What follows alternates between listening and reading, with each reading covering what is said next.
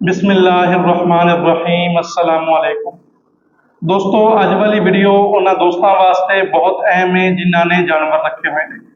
अजकल का जो सीजन चल रहा है या जो मौसम चल रहा है इन मैक्सीमम जो टंपरेचर है वह साडा 32 तो लैके 35-38 तक रहा है।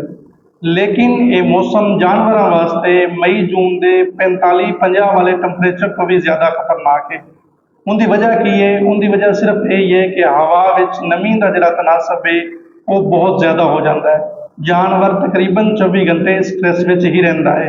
जानवरों के इवैपोरेशन का अमल है जिंदे नाल पसीना खुश्क होने का अमल है वो खत्म हो जाता है। जानवर हर वक्त गर्मी महसूस कराता है। जानवर हल्ला मार रहा होता है। इस तो अलावा जानवरों की जी मिल्क प्रोडक्शन है वो डाउन हो जाती है। बारिशों की वजह तो करके हवेलियां ते वाड़ियां दे विच जिहड़ा किचड़ और गंदगी फैल जाती है जिंदी वजह तो चिच्चड़ मक्खी मच्छर जानवरों को बहुत ज़्यादा तंग करते हैं। इहदे नाल नाल अज वाले दिनों दे विच इस मौसम दे विच जिहड़े साड़ू के मसाइल ने वो बहुत ज़्यादा आ रहे हैं जिन्हों आप आम तौर पर समर मस्टाइटिस भी कहने और समर मस्टाइटिस जल्दी किता हल भी नहीं हो रहा। जानवरों की कुवत मुदाफियत यानी इम्यूनिटी भी इस मौसम के काफ़ी हद तक कंप्रोमाइज हो जाती है। जानवर एक दफ़ा बीमार होता है तो जल्दी आके रिकवर भी नहीं होता। इस दे नाल नाल इस मौसम के जिहड़े जानवरों के लेमनेस यानी लंगड़ेपन के मसाइल ने वो भी बहुत ज़्यादा बदना शुरू हो जाते हैं। पूरे साल के जानवरों वास्ते जिहड़े सब तो खतरनाक या सब तो तंग करने वाले महीने होंगे ने जानवरों को वो ये 2 महीने ही होंगे ने सावन ते भादों। जानवरों के जिहड़े बीमारी के मसाइल ने ब्लड पैरासाइट्स के मसाइल ने वो भी इस मौसम के बहुत ज़्यादा बढ़ जाते हैं।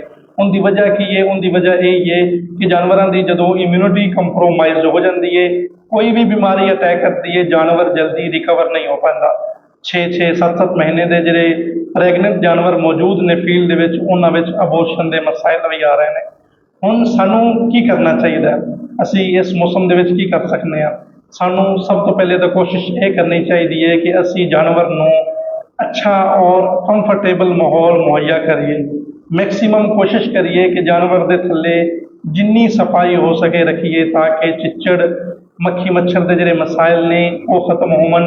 मक्खी मच्छर तो जानवर जो तंग होंदा है तो उनके नाल भी कई बीमारियां फैलदियां ने।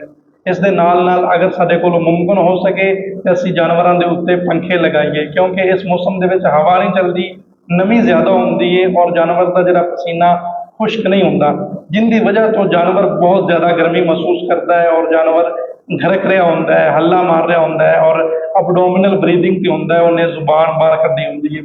इन सानू कोशिश यही करनी चाहिए कि जानवरों के उत्ते अगर पॉसिबल हो सके अफोर्ड कर सकिए तो शावर लगाइए, पंखे लगाइए। अगर शावर मुमकिन नहीं दे तो पंखे जरूर लगाइए। और जिवें ही बारिश आवे बारिश के आवन तो बाद असी अपनी हवेली असी जानवरों की जी थले वाली जगह है उन्होंने साफ करिए ताकि उत्थे गंदगी ना फैले क्योंकि गंदी जगह से असी जानवरों को बन्नांगे उनके नाल जिहड़े साड़ू के मसाइल ने आवणगे। जानवर गंदी जगह से बैठेगा चुआई तो बाद जिवें ही बैठेगा बैक्टीरिया जानवर के थणों के चला जाएगा।